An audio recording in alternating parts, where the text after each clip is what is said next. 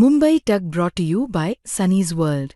Pune's Pride Sunny's World, Life in Funshine. Resort weddings, events, restaurants, adventure wellness.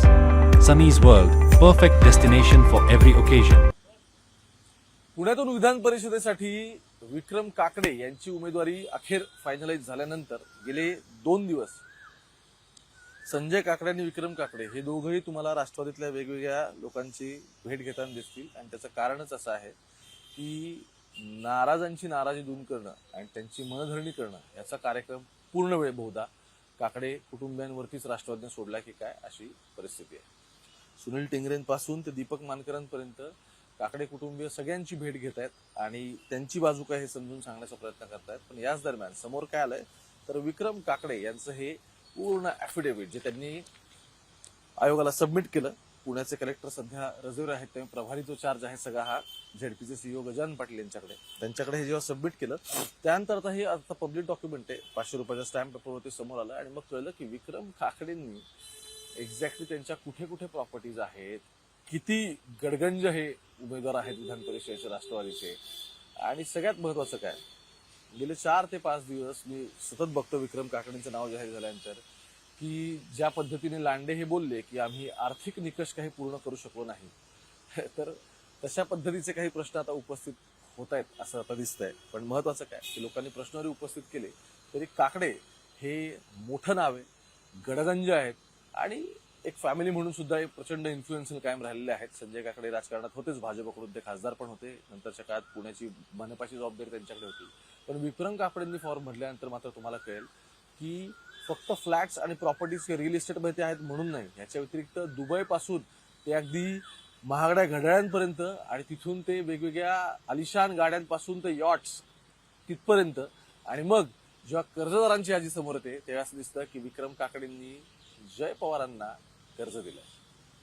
आकडे किती आहेत, का दिलंय, काय नाही, सगळ्या गोष्टी या व्हिडिओमधून समजून घेऊ. नमस्कार, मी ओंकार, मुंबई तकमध्ये तुमच्या सगळ्यांचं स्वागत. हे ॲफिडेव्हिट विक्रम काकडेंच्या नावाचं, काकडे पॅराडाईज एरंडोणे पुणे हा त्याच्यावर त्यांनी दिलेला पत्ता. 1 बाय 1 जाऊ. अनेक्षर असतात त्याच्यामध्ये तुम्हाला जे क्लिअर करायला लागतात, त्यामध्ये कुठे कुठे काय काय किती किती प्रॉपर्टीज आहेत यातला आपण एक धांडोळा घ्यायचा सगळ्यामध्ये प्रयत्न करू. ॲफिडेव्हिटमध्ये सुरुवातीला सगळ्याचं एक ब्रीफिंग आहे, डिटेल्स ऑफ मुव्हेबल असेट्स आणि त्याच्यामध्ये काय काय काय आहेत. मग कॅश इन हँड त्यांच्याकडे किती आहे, 7.5 लाख आहेत ते म्हणतात. त्यानंतर details of deposit in bank accounts, म्हणजे त्याच्यामध्ये त्यांचे एफडीज असतील, टर्म डिपॉझिट्स असतील किंवा सगळ्या पद्धतीचे त्यांचे डिपॉझिट सगळे वेगवेगळे आहेत. आता मी तुम्हाला फक्त याचे आकडे सांगतोय, नंतर आपण 1 बाय 1 बघू ते कुठे किती आणि कोणाला, असं सगळे या प्रश्नांची उत्तर आपल्याला मिळून जातील. तर हे एफडी अँड टर्म डिपॉझिट वगैरे साधारण 29 कोटी 53 लाख असे दिसत आहेत. त्यानंतर डिटेल्स ऑफ इन्व्हेस्टमेंट इन बॉन्ड्समध्ये काकडेंची, विक्रम काकडेंची इन्व्हेस्टमेंट किती आहे तर ती 11 कोटी 69 लाखांची साधारण तेवढी आहे. त्यानंतर असं आपल्याला दिसतंय की त्यांचे इन्शुरन्स पॉलिसीज किंवा पोस्टल सेव्हिंग्ज वगैरे तर त्यात 30 लाख दिसत आहेत. पर्सनल लोन्स, त्यानंतर advances given to the person or entity including any company वगैरे, तुम्ही कोणाला पर्सनल लोन दिलेले आहेत का, तुमच्याकडून कोणाला तुम्ही वेगळे कर्ज वाटप केलंय का, याच्यामधले आकडे तुम्ही जय पवार ते काय आहेत, पण बाकीची नाव पण महत्वाची आहेत ती नंतर आपण बघू. ते टोटल किती आहेत, ती टोटल 41 कोटी 80 लाख 27 हजार आहे. मोटर व्हेकल्स, गाड्या किती आहेत त्यांच्याकडे, यॉट्स आणि शिप्स वगैरे असं सगळं बघता तर हे जवळपास 22 कोटी 4 लाख 10 हजार रुपयांचे आता त्यांच्याकडे आहे. बरं, हे आत्ताची त्याची करंट प्राइस आहे, म्हणजे ते घेताना ऑब्व्हियसली त्याच्यापेक्षा महाग असणार आहेत. आता त्याचं मार्केटमध्ये त्याची व्हॅल्यू किती वापरल्यानंतर ती तेवढी येते, ते जवळपास 22 कोटींची आहे. ज्वेलरी आहे, त्यानंतर व्हॅल्युएबल गोष्टी आहेत त्या जवळपास त्यांनी 2 कोटी 25 लाखाचे दाखवले आहेत. आणि त्यानंतर बाकी आणखी कोणते ऍसेट्स वगैरे काय असतील तर त्याचे 50 लाख त्यांनी एक्स्ट्रा त्याच्यामध्ये टाकलेलं आहे. आता आपण बघू 1 बाय 1 की एक्झॅक्टली कुठे किती आणि काय आणि कसं हे विक्रम काकडेंचं आहे. कारण काकडेंची चर्चा काय फक्त उमेदवारी मिळाली याच्यामुळे नाही, काकडेंच्या प्रॉपर्टीबद्दल लोकांना जाणून घेण्यामध्ये बरीच उत्सुकता असते. सो पाषाणमध्ये त्यांचं बऱ्याच प्रॉपर्टीत, पण त्यातला पाषाणमधली प्रॉपर्टी इंटरेस्टिंग आहे की त्यांचा इथे 4,500 स्क्वेअर फीटचा एक अपार्टमेंट आहे पाषाणमध्ये, ज्याची व्हॅल्युएशन जवळपास 9 कोटी 19 लाख 56 हजार पर्यंत आहे. त्यानंतर आणखी एक फ्लॅट त्यांनी घेतलाय, तो आहे फ्लॅट त्यांचा डॅमॅक्सन सिटी दुबईमध्ये आहे. त्याची साधारण तो आहे जवळपास 2300 स्क्वेअर फीटचा आहे. आणि जर आता करंट मार्केट व्हॅल्यू आपण त्याची काढली तर ती साधारण 7 कोटी 66 लाख 66 हजार अशी एवढी जाते. आणि मग असे फ्लॅट्स वगैरे त्यांचे साधारण जिथे कुठे कुठे आहेत त्याची एकूण व्हॅल्यू आहे ती 74,07,09,000 एवढी ती त्याची सगळ्याची प्रॉपर्टी येते. आता लायबिलिटीज या सगळ्यामध्ये त्यांनी दिलेल्या आहेत. तर एकूण लायबिलिटीज त्यांच्या साधारण आहेत तर 40,94,00,000 त्यामध्ये एक काय काय आपण ते पण बघू. बरं, सगळ्यात महत्वाचं काकडेंकडून अजून इन्कम टॅक्स ड्यू आहे. इन्कम टॅक्स किती ड्यू आहे तर 8,39,43,000चा इन्कम टॅक्स अजून त्यांचा ड्यू आहे, जो त्यांनी भरलेला नाही असं त्यांनी याच्यामध्ये सबमिट केलेलं आहे. सो आता आपण याच्यामध्ये आपल्याला दिसेल की आणखी एक गिफ्ट फ्रॉम हजबंड म्हणजे पतीकडून देविका विक्रम काकडे यांना गिफ्ट मिळालेलं आहे. आता 30 मे 2026 ला ह्याचं त्यांनी भरलेलं आहे. हे काय आहे की हे एक इममुवेबल प्रॉपर्टी आहे, म्हणजे हे पण फ्लॅट किंवा अपार्टमेंट असंच काहीतरी दिसतंय. तर हे साधारण किती आहे, हे साधारण आहे 30,90,00,000 जवळपास 46,000 असं आहे. सो वेगवेगळ्या ह्याच्यामध्ये प्रॉपर्टीज असेल, काही एक नसेल. त्यातली 5 कोटींची जी आहे ती मात्र त्यांना देविका काकडे जे आहेत त्यांच्या पत्नी त्यांना गिफ्ट मिळालेली आहे त्यांच्या पतीकडून. इन्कम टॅक्सचं मी तुम्हाला सांगितलं की ते साधारण आहे 8,39,43,000 पर्यंत इन्कम टॅक्स त्यांचा ड्यू आहे, अजून द्यायचा राहिला.